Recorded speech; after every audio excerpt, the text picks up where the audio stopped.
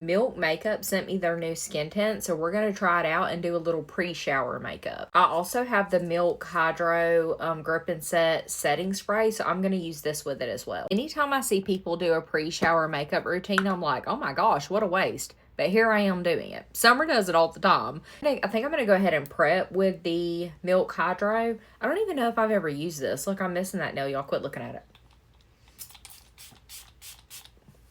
That comes out very thick. I'm trying to figure out what this smells like. It has a different smell to it. I am going to do some of my Tatcha serum stick under my eyes because who would I be if I didn't use this? This just does so good. I don't think I can do without it. But I think I am going to not use my e.l.f. Halo Glow and truly see what this looks like all by itself. My skin is so dry. I put some more of this on. I like to drench myself in it since I'm not going to do any other skin prep. I am going to do some of this Too Faced Pillow Balm lip treatment in the shade Juicy Watermelon Kiss because one thing I cannot handle is my lips being dry. They sent me the shade 7. Hopefully this is the right shade for my skin. I'm just going to try it on one side first and see what it looks like because I've never used this. I don't even know how much to use. Oh, that looks like a perfect shade match. Holy crap. The coverage on this is really good.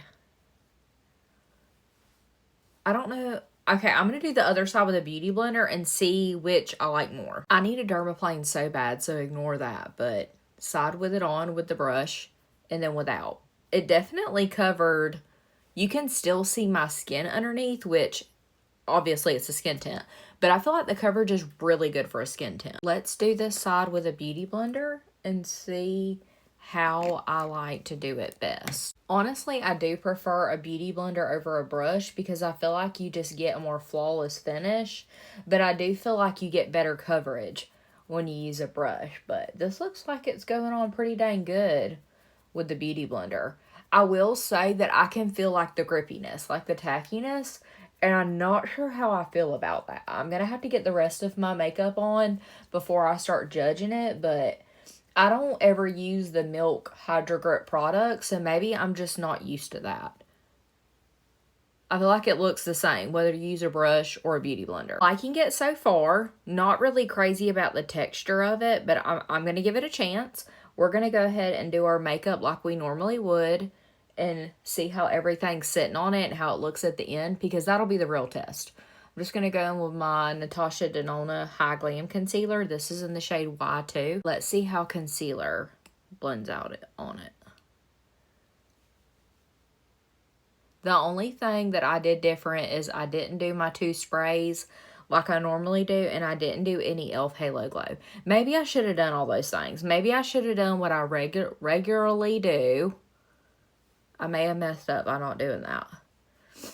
I do feel like the concealer blended out good on it. For bronzer, I am going to use this Too Faced chocolate bronzer that I've been using. This is in the shade Chocolate Caramel, but I'm going to do it with the BK Beauty 109 brush because I feel like here lately when I do this, like actually draw it on, it's almost a little too harsh. So I think it'll be better. This may not be the right brush to do this with. I might need something more hard bristled.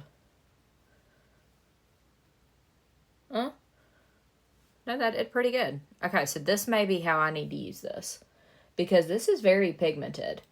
And I feel like when I just draw it on, it's too much. So if you have this one, try picking it up with the brush. But then I don't know. I feel like my forehead looks kind of muddy. I don't know. Is my forehead muddy? Let's try it right here. Try not to pick up too much and kind of like build it.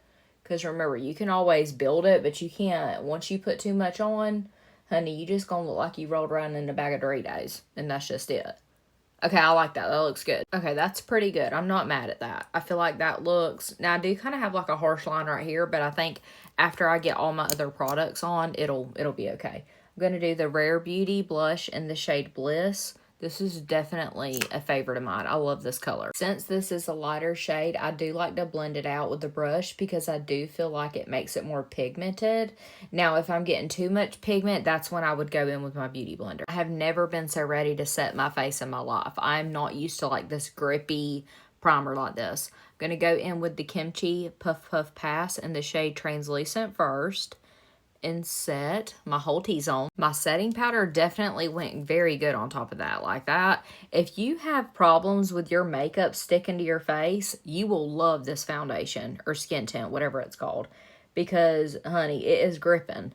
And everything I put on top of it is gripping to it as well. That was the same Kimchi Puff Puff Pass powder, but in the shade Lavender that I used to brighten. Now I'm just going to go in with my Unique pressed powder in the shade Taffeta and set the rest of my face. Then I'm going to go in with my MAC Radiant Medium Golden Skin Finish Bronzer. Why does everything have to have such a damn long name? Does anybody know? For blush, I'm going to do my Too Faced Cloud Crush Candy Clouds blush. This is definitely a favorite of mine. I don't know if it's because this reminds me of Polly Pocket, so it's kind of like nostalgic, or if it's truly the formula and the color. I think it's just all of the above. It's so good. My Dibs in the shade Pop Star, you already know. I don't think I do any makeup look and not use this. It is my all-time favorite. I've got to find my pinky nail. It's really starting to bother me now, and I have absolutely no idea where it could have went. I'm going to set with this Milk Hydro Grip and Set Refresh Spray. Since we've already used it in the beginning, we're going to stay true and use it.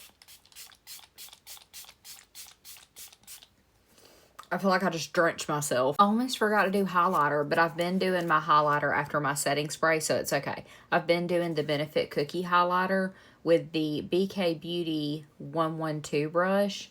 This is such a perfect brush to apply this with, and it's perfect every time. The base is really the star of the show, so I'm just going to finish up my eyes and lip real quick and come back and show you guys the finished look. Okay, I'm going to call this a win. I like the way it's wearing. I like the way it looks.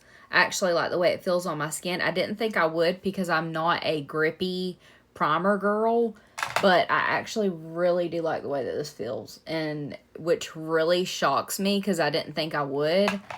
Definitely, if you like the Milk Hydro Grip products, you will be obsessed with this foundation. But even if you're not a Hydro Grip girly like me, I still think you will like this foundation. It is really good. Now, if you don't like a tacky, dewy consistency, you are going to have to set with a lot of powder. But I do anyway, so that doesn't bother me. But I definitely am liking the way that this turned out. Let me know what you guys think in the comments. As always, thank you so much for watching, especially if you stay till the end, and I'll see you guys in the next one.